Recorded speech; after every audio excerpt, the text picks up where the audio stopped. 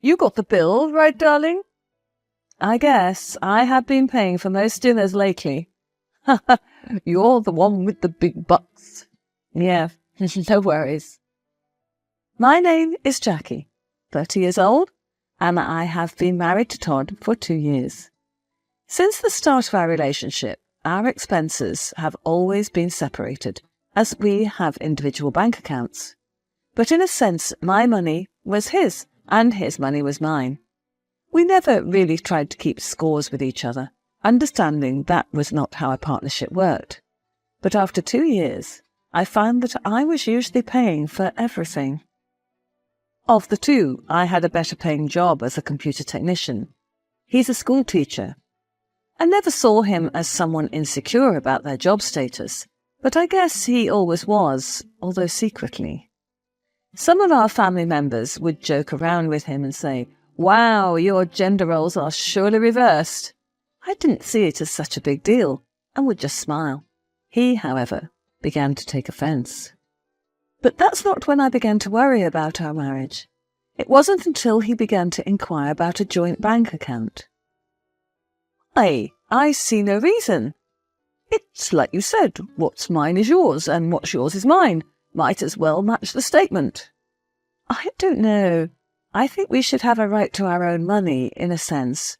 Ownership over something we made. I worked hard for that money. All of a sudden, it's just your money. That's not what I meant. I just like how it is now. Could we compromise? How about we have 3 accounts? Mine, yours, and ours. We both put a little bit in the joint each week. Well, how much? $200? Are you serious? With my teacher's wage? Oh, of course, yes, you're right. How about $100 for you and $200 for me? He hesitated, but eventually relented.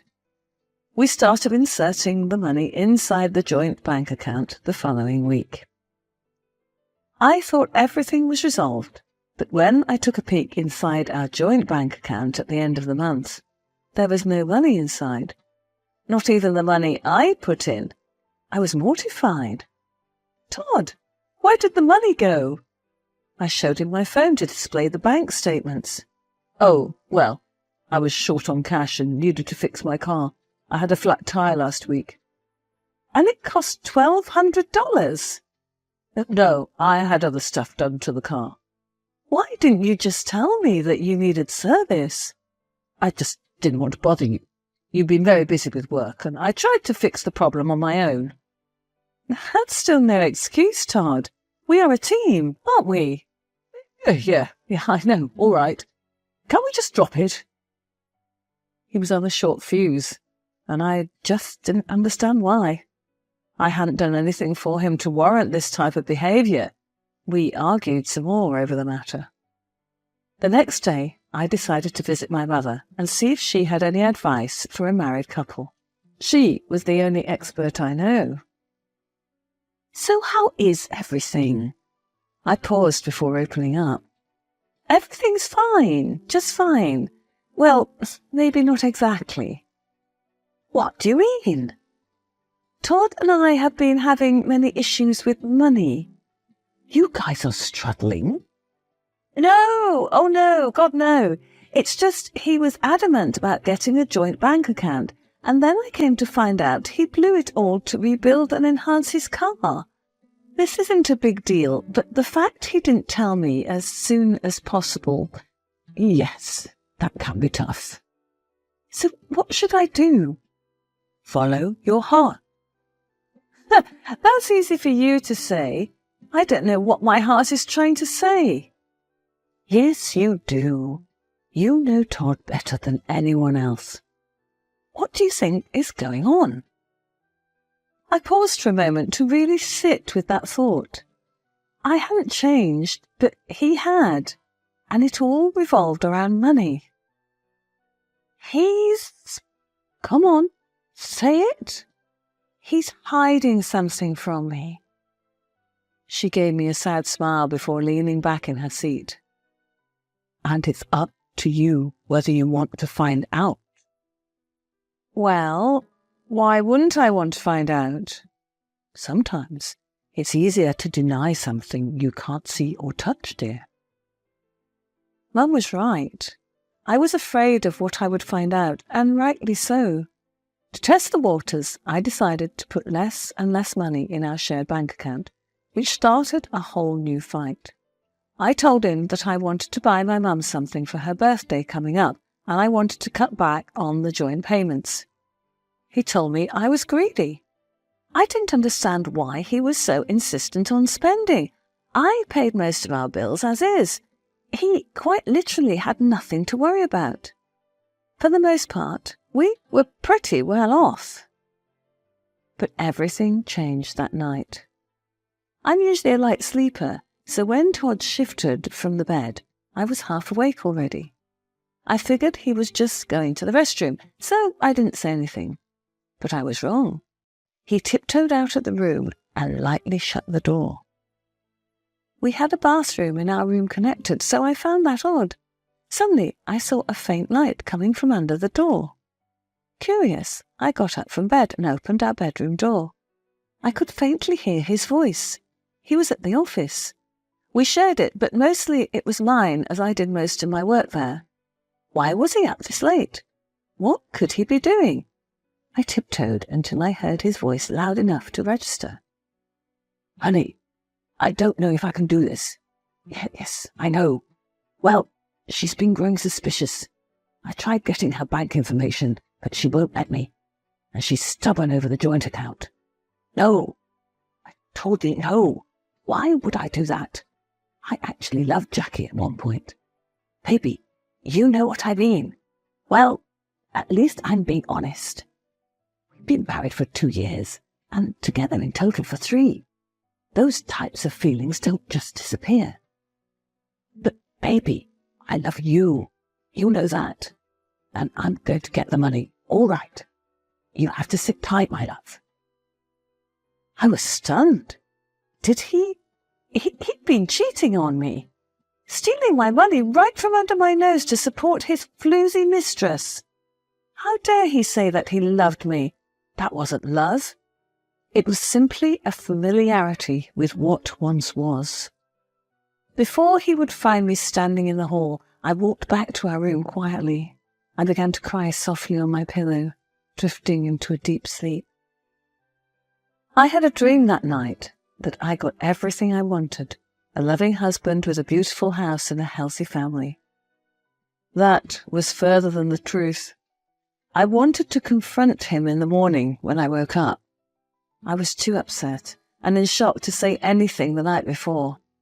However, as suspected, he had left for work.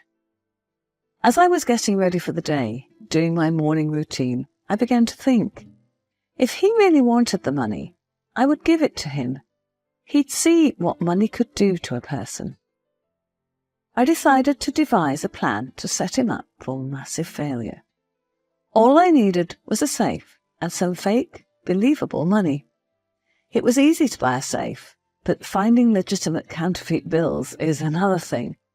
That day, I did some searching and found a site with counterfeit bills.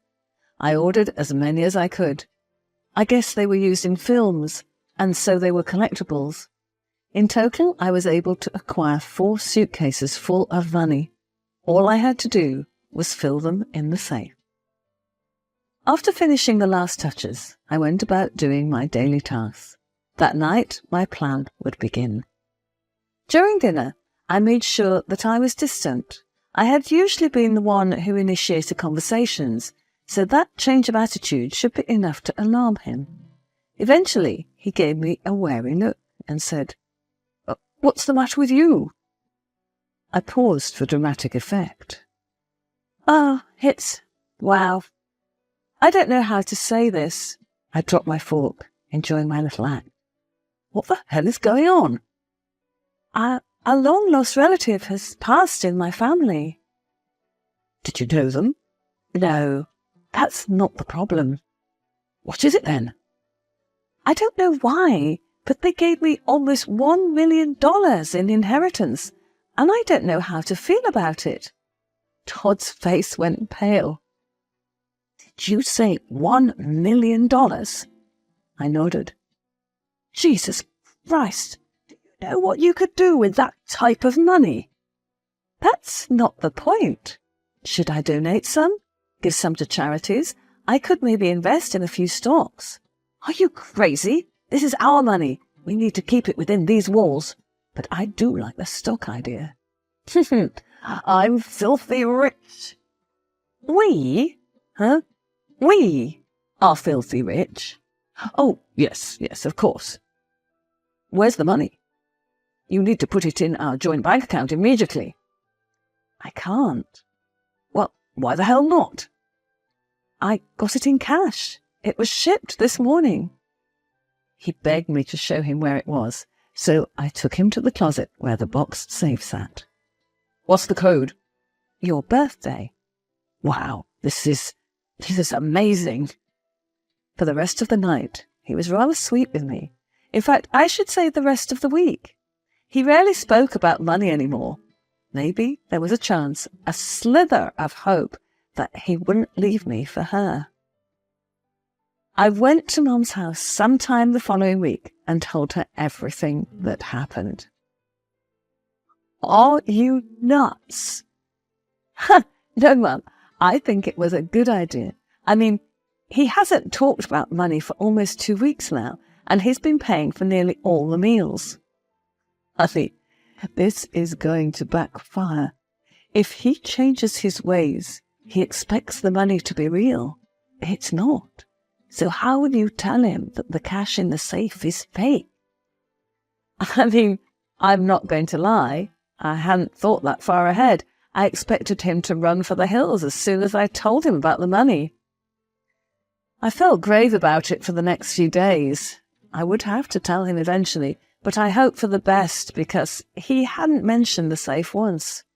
I decided to go to his school, where he worked during his lunch. I brought him his favourite homemade turkey sandwiches. The office knew who I was, so they gave me a wave and immediately handed me a visitor's pass. I went straight to his classroom. I didn't bother knocking, so I just walked right in. Todd was sitting there, smiling so wide I could see every tooth. Standing only a few feet away from him was a young woman. Todd's eyes flashed in my direction. His smile immediately dropped. Oh, honey, what are you doing here? I just came and brought you lunch. Is this a bad time? I looked between the woman and my husband. I felt extremely awkward at this moment. Why are they alone together? Is she the other woman? No, of course not. Jackie, this is my co-worker, Mila. Hello, Jackie. She had a Russian accent. Hi. She left immediately after, and I was left with my husband. Was she his mistress? I mean, she was tall and beautiful from head to toe.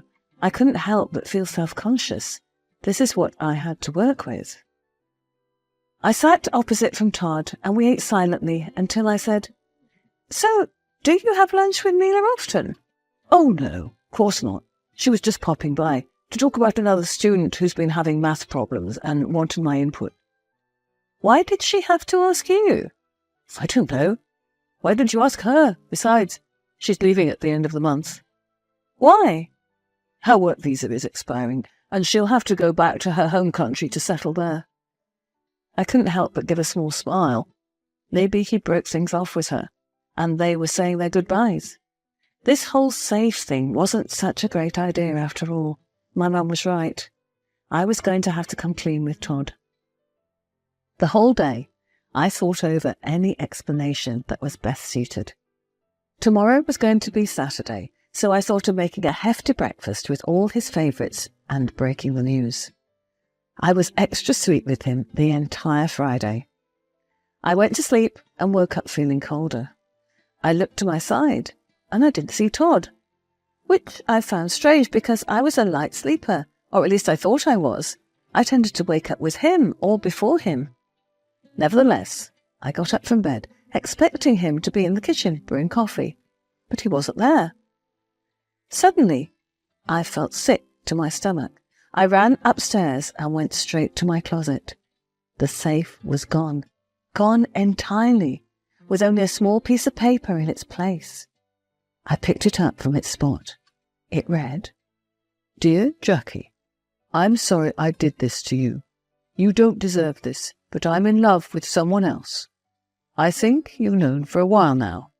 Leela and I ran off together, and to live the life we both want, we took the money. Don't come looking for me, because we are long gone now. We've both changed names and identities, but I don't want you to think I never loved you. I did, but not anymore. I know it's tough to hear that, but it's true. From Todd."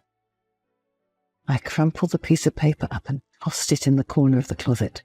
How stupid of me to think he'd stop cheating on me. He never did. He was just waiting for the last moment. I assumed they went to Russia and planned to live there with their so-called secret identities. They would have to go to a Russian bank to transfer the money into whatever currency Russians use. It was only a matter of time before they realized the money was fake. I went over to my mum's house and she consoled me the best she could, but I knew this was only the beginning of my healing process. Several days later, I got a phone call from out of the country, Russia, to be exact. I was tempted to leave the phone ringing, but decided against it. I'll pay the fee. A robotic voice asked if I wanted to accept this call. I said yes. "Hello? Jackie, I need your help, please. They're holding me in prison. The money you had in the safe was fake. Your distant relative was trying to set you up." "No, they didn't." "What? What do you mean? They gave it to you to set you up?" "No, Todd. I set you up." "What?" "Todd, do you really think I am that dumb? I knew you were cheating on me. This is what you get. Karma." "What? You son of a—" Before he could finish his sentence, I hung up. I got lawyers just in case I was dragged into this mess, but fortunately for me, I was never contacted again. The police in Russia didn't believe Todd's story, and because he and his mistress faked their identities, it wasn't looking good for him. Luckily for me, I never heard or saw him again. Now I'm dating and living my best life.